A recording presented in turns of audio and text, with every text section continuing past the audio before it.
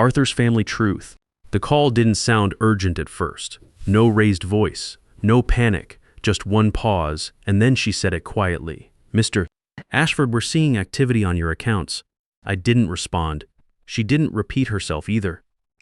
Another pause. Then, more carefully this time, Sir, can you confirm where you are right now? I looked around my kitchen. Nothing out of place, coffee still warm. My dog asleep by the radiator. Everything looked normal. That's what made it worse, because something in her voice didn't match what I was seeing. I told her I was home. That's when she pulled up the login history. I was asleep at every one of those times, and I already knew who had access to my house. I just hadn't said his name out loud yet. My nephew Colton had been living with me for the past 8 months, long enough to know my routines, long enough to know my passwords, long enough to know exactly when I'd be asleep. When he lost his job last spring, I told him to come home. He fixed things around the house, mowed the lawn, helped where he could.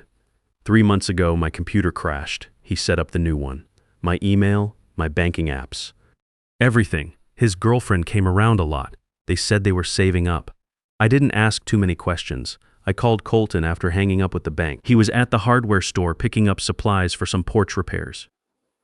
Hey, Uncle Leland, what's up? Did you use my computer for anything? My bank login? A pause? Just a beat too long, but I didn't catch it at the time. No, why would I? Someone's been accessing my accounts, the bank just called. Seriously, that's messed up. You should definitely get that checked out. Want me to come with you? No, it's fine, I'll handle it. His voice sounded normal. Concerned even. And look, I felt guilty for even thinking it might be him. This was the kid I'd raised. The kid who called me dad by accident once, at his high school graduation, and we both pretended it didn't happen. At the bank, Sheila Hartwell was younger than I expected. Maybe 30 sharp eyes behind wire-rimmed glasses. She led me to a private office, and then she did something that made my gut tighten. She locked the door behind us. Not in a casual way, she checked it. Mr. Ashford, I want to show you something. She pulled up my account history. There were dozens of login entries going back months. She highlighted several. Someone accessed your savings account at 2 to 47 a.m. last Tuesday, your checking account at 3:15 a.m. the Wednesday before, your investment account at 1:30 a.m. yesterday. I was asleep at every one of those times, and here's what worries me. She pulled up another screen. Someone's been running searches on your accounts. Balance history, automatic payments, beneficiaries. They even pulled up the paperwork for your home equity line of credit. Why would someone do that? Usually they're planning something. Someone mapping out financial assets, understanding cash flow, looking for vulnerabilities. She paused. I've seen this before, Mr. Ashford. This isn't random hacking. This is someone who knows you. That last sentence sat in my chest like a stone. I've asked our cybersecurity consultant to join us, she said. His name is Nolan Pryor. He used to work for the FBI's cybercrime division. I think you need to hear what he has to say. Nolan Pryor walked in carrying a laptop bag. Tall guy, mid-40s, the kind of calm that comes from having seen worse things than whatever's in front of him. Former FBI cybercrime division, Sheila had told me that much. He shook my hand with a firm grip and sat down across from me. Mr. Ashford. Sheila filled me in on the basics. With your permission, I'd like to analyze your digital footprint more thoroughly. It'll take about an hour, but I think we need to understand the full scope here. Do whatever you need to do. He set up his laptop and started typing. Sheila excused herself to help other customers. I sat there watching Nolan work, and I could see his face changing. Not dramatic, he was too professional for that, but the lines around his mouth got tighter. His typing got faster. At one point, he stopped, stared at the screen, and rubbed the back of his neck like he was trying to decide how to tell me something. After about an hour, he stopped.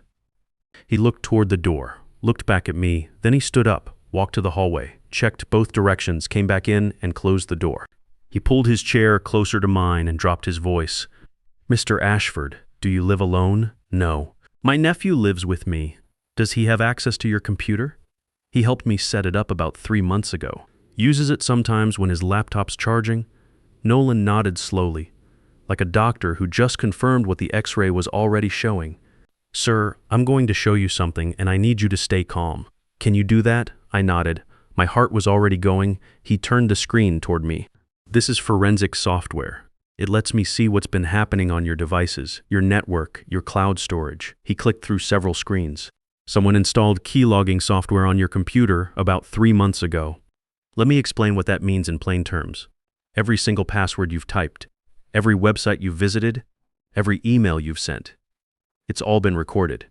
The software takes a screenshot of your screen every 30 seconds and sends everything to a remote server. You'd never know it was there. And whoever installed it used a Tor browser to try to cover their tracks. The room tilted. The installation came from inside your home network. He clicked to another screen, and whoever did it also accessed your Google Drive, your email archives, your medical records from the hospital's patient portal. He paused. Let that sink in, Mr. Ashford.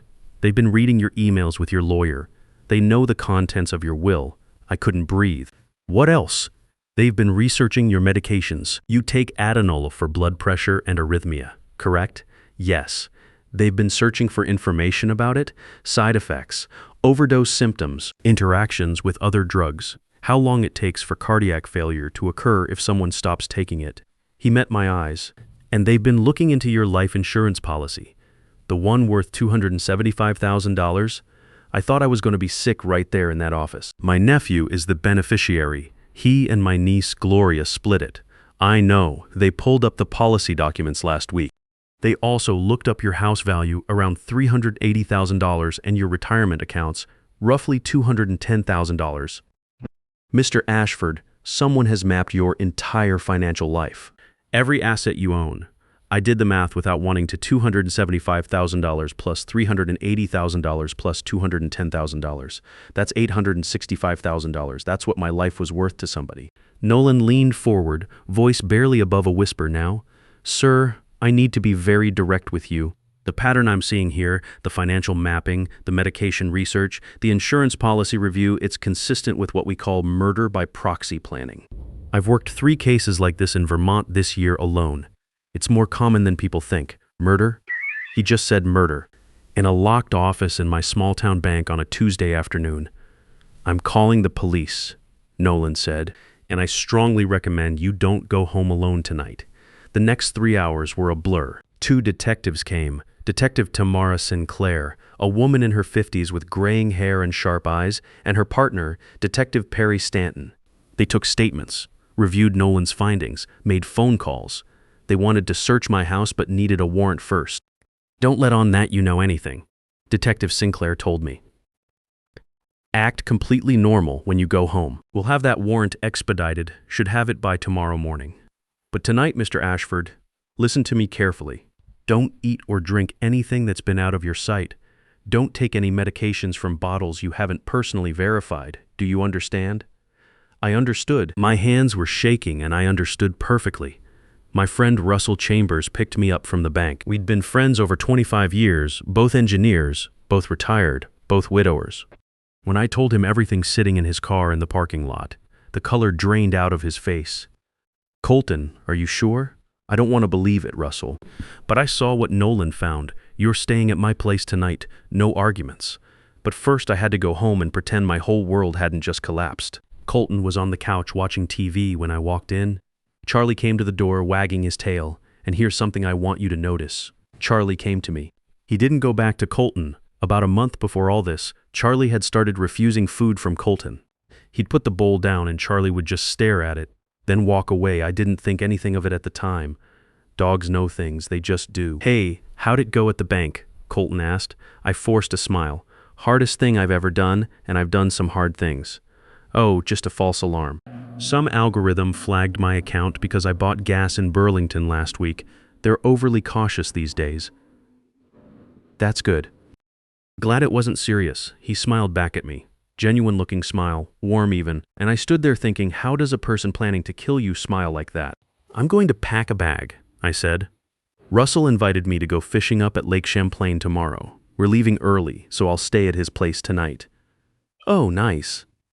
Have fun. Tell him I said hi. I packed quickly, trying to remember everything Detective Sinclair had said. Grabbed clothes, toiletries. In the bathroom, I reached for my medications, the Adenolol, my vitamins, everything. When I picked up the Adenolol bottle, I paused. The label looked right. I opened it. White pills, small, round. They looked exactly like they should, but something made me take the whole bottle with me. Call it instinct. Call it 35 years of checking structural integrity before signing off on a building. Something just felt off. I grabbed my laptop, too, the one with the keylogger on it. Evidence, I figured. Need help with anything? Colton called from the living room. No, I'm good. My voice sounded wrong even to me, but he didn't seem to notice. Or maybe he just didn't care. Charlie followed me to the door, tail wagging. Take care of Charlie for me, I called back. Of course. We're buddies, right, Charlie? And Colton scratched behind his ears and the dog let him do it, and the normalcy of that moment, the TV on, the warm house, my nephew petting my dog, it made me want to scream. Because underneath all of it, according to everything Nolan had found, this kid was waiting for me to die. Something else came back to me on the drive to Russell's place. About 2 weeks before the bank called, I'd gotten up around 3 a.m. to get a glass of water. The hallway was dark, but I could see the glow of my computer screen from the office. Colton was sitting there, typing fast. When he heard my footsteps, he closed the laptop quick. Just checking email, he said. I told him to get some sleep and went back to bed. Didn't think twice about it. Now, I knew exactly what he'd been doing at 3 in the morning. At Russell's place, I finally broke down. He poured me a whiskey and I sat at his kitchen table with my head in my hands. I raised that boy, Russell. After Grant and Andrea died, Lorraine and I gave him everything.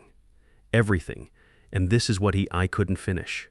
Russell just sat there with me. Didn't try to fix it. Didn't say it would be okay. He's a good man that way. That night, I couldn't sleep. I kept running through the past 8 months in my head. Colton making me tea before bed. Had that started right around the time the keylogger was installed? The way he always asked about my doctor appointments, my medications, my heart. And here's what scared me most. I'd been feeling worse lately, more tired, more short of breath, more chest pain. My doctor, Dr. Marlene Guthrie, had adjusted my atenolol dosage last month because it didn't seem to be working. Of course, it wasn't working. I wasn't taking real medication. At 2 a.m., I got up and took the atenolol bottle to Russell's bright kitchen.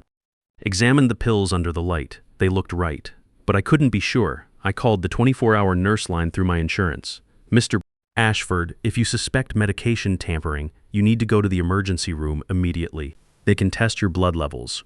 Russell drove me to the ER in Burlington without a single complaint. The man didn't even put on a coat, just grabbed his keys and said, "Let's go." The ER doctor was young but thorough. "We'll run a comprehensive blood panel," she said. "If someone's been substituting your medication, your blood chemistry will show it, and if you've been getting too much or too little of your atenolol, we'll know." They drew what felt like a dozen vials of blood. The doctor took my pill bottle, too. "We'll send these for analysis. Results should be back in a few hours." We waited. Russell fell asleep in the plastic chair beside my bed. I stared at the ceiling tiles and tried to understand how my life had turned into this. I survived the Gulf War, built things that'll stand for 100 years, raised a kid who wasn't mine because that's what family does. And now I was lying in a hospital bed at 4 in the morning because that same kid might be poisoning me. At 6 a.m., the doctor came back with a printed report. Her face told me everything before she opened her mouth. "Mr. Ashford, your blood levels show something very concerning. Your atenolol level is almost undetectable. The therapeutic range is between 200 and 800 nanograms per milliliter. Yours is at 45. What does that mean? It means you haven't been getting your medication. Or you've been getting a dose so low it's doing nothing." She held up the pill bottle. "We did a quick field test on these pills. They're not atenolol. They appear to be mostly lactose. Sugar pills." The room went still. Someone switched my medication. "That's what it looks like, Mr. Ashford. Here's what you need to understand. Atenolol is a beta blocker. It slows your heart rate and regulates your rhythm. For someone with your cardiac history, being off it for an extended period puts you at significantly increased risk for heart attack, stroke, or sudden cardiac arrest. Your heart has been essentially unprotected. How long have I been off it? Based on your blood levels, I'd estimate 3 months, maybe a little longer. 3 months, exactly when Colton set up my new computer, exactly when the keylogger was installed, all the same window. The doctor admitted me for observation. "We need to restart your medication carefully. Coming off and restarting beta blockers has to be done right. You'll probably be here 2 or 3 days. Russell called Detective Sinclair while they were moving me to a room. She arrived an hour later, still in yesterday's clothes, looking like she hadn't slept either. She listened to the doctor's report, took photos of the pill bottle, made notes. "Mr. Ashford, we got the warrant at 5 a.m. We're searching your house right now." She checked her phone. "Actually, I just got a text from my team. They found something. I need to go, but I'll be back this afternoon." By noon, I had 3 visitors in my hospital room. Detective Sinclair, Nolan Pryor, and a woman introduced as District Attorney Paige Ellsworth. They closed the door and pulled up chairs. "Leland," the DA said, "we'd apparently moved to first names. We found significant evidence in your home. I want to walk you through what we discovered." Detective Sinclair opened a folder. In the basement, hidden behind some old furniture, we found a lockbox. Inside were printed copies of your bank statements, your will, your life insurance policy, and your medical records. There were also handwritten notes. She pulled out photos of the notes. I recognized Colton's handwriting immediately. Neat, slanted to the right. Same handwriting from the thank you card he'd given me last Christmas. The notes outline a timeline. Sinclair continued. "They refer to you as L.A., your initials. They track your daily routines, when you take medications, when you're typically alone, and there are calculations. Your assets, debts, the insurance payout, minus estimated funeral costs." He'd totaled everything. $865,000. My hands were shaking so badly I couldn't hold the photos. "We also found your real atenolol hidden in the lockbox," she said, "and a bag of empty capsules and lactose powder, the kind used to make the fake pills. He'd been opening your real capsules, dumping out the medication, refilling them with lactose. A few pills at a time so you wouldn't notice the bottle emptying too fast." Nolan spoke up. "We also found that Colton called your insurance company 2 weeks ago.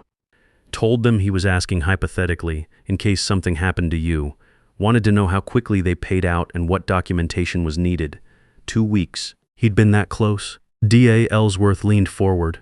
"Leland, based on this evidence, I'm filing charges against Colton Ashford for attempted murder, fraud, and conspiracy. We're also charging Jolene Whitfield. Jolene, there are text messages between them. Colton to Jolene. Another month, maybe 2. He's been having more chest pain." Jolene's response, "Are you sure it'll look natural?" Colton, "Doc said he's high risk. When it happens, no one will question it." Old guy, bad heart, living alone. I read those messages 3 times. The coldness of it, when it happens, like my death was just another item on a to-do list. And Jolene, she'd sat at my dinner table, complimented my cooking, called me Uncle Leland, even though she wasn't family. And the whole time she was counting the money. "There's more," Sinclair added. "Colton's search history on his own laptop. He used Tor for most of it, but he got sloppy. We found searches for how long after stopping beta blocker until heart attack, undetectable ways to cause heart failure, life insurance payout timeline. He even looked up cremation costs versus burial, probably calculating which would leave him more money. They arrested both of them at 7 a.m. That morning, Colton was still at my house. Jolene was at her apartment. Neither was getting bail. The preliminary hearing was in December. I sat in the courtroom watching Colton being led in wearing an orange jumpsuit. He looked thinner. When his eyes met mine, I didn't see remorse. I saw anger. Like I'd done something wrong by not dying on schedule. The prosecution laid out everything. The keylogger, the lockbox, the notes, the fake pills, the text messages. The search history. Nolan testified about the digital forensics. Dr. Guthrie testified about the medical danger. The insurance company rep testified about Colton's suspicious phone call, and then Colton lost it. He's a selfish old man. He was on his feet, face red. He survived a war, and then was going to leave everything to charity. We're his family. We deserve that money. His lawyer tried to shut him down, but Colton kept going. I took care of him. I fixed his house. I mowed his lawn, and he was going to leave me $30,000. After everything I did, deputies grabbed him. As they dragged him toward the door, he turned back to me one last time. "You were supposed to die." The courtroom went dead silent. Jolene was crying, face in her hands. DA Ellsworth leaned over to me and whispered, "That outburst just saved us weeks of trial prep." He essentially confessed in open court. They took a plea deal in February. Colton got 22 years, no parole before 17. Jolene got 7 years, eligible after 5.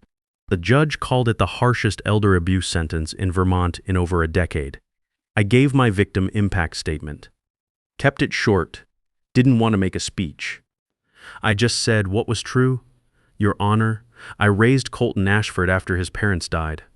I loved him like a son, and he decided I was worth more dead than alive. For 3 months I was dying and I didn't know it. He watched me get weaker every day and he waited. Lorraine, my wife, she would have been destroyed knowing the boy we raised tried to kill me. Something broke inside me because of what he did. I don't have a word for it, but I know I'll carry it for whatever years I have left. That was enough. I sat down. It's been 6 months since they went to prison. I still live in the farmhouse, changed all the locks, installed a security system. I take my medications directly from the pharmacy and verify each pill. Blood work every month to make sure my levels are right. I updated my will. Most of it goes to a scholarship fund at the local high school and the Vermont Elder Protection Agency. Gloria gets $40,000. She had nothing to do with any of this, and she's been devastated by it. Colton gets nothing. There's a clause that reads, I leave nothing to my nephew, Colton Ashford, not out of vindictiveness, but because he already tried to take everything. I did 2 things I never expected.